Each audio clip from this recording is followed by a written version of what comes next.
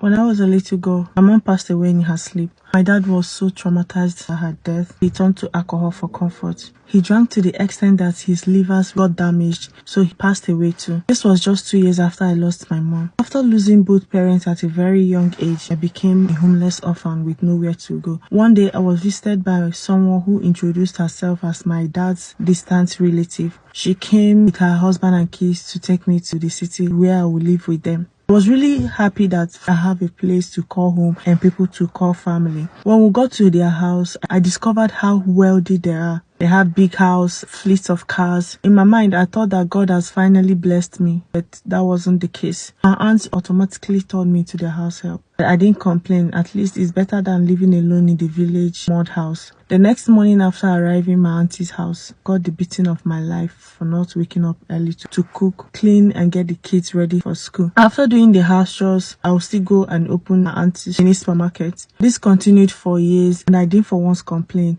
All I did was pray and hope for a better tomorrow. Many years later, I grew up to become a very attractive young lady. Many men in our neighborhood came chasing after me as if it was like a competition. I didn't give in to their proposal. Having a boyfriend was the least thing on my mind. All I was thinking was how to make my life better. One day, after helping my aunt in her shop, it was already getting late. So in order not to provoke my auntie for coming back late, I took the shortest route to our house. This route is very dark and bushy. I noticed that some guys were following me. As I got to the middle of that road, from nowhere 3 guys surrounded me. At first I didn't panic because those were familiar faces. They were among the guys disturbing me in the neighborhood. When I greeted them, one of them commanded me to turn and follow them into the bush. I refused. They dragged me with them and took turns to sexually abuse me. When they were done, they told me that if I ever mentioned what happened to anyone, they were going to unalive me. I cried bitterly, got up and went home. When I got home, I was immediately beaten up mercilessly for coming home late. She didn't even ask why I was covered in dirt, stains, mud.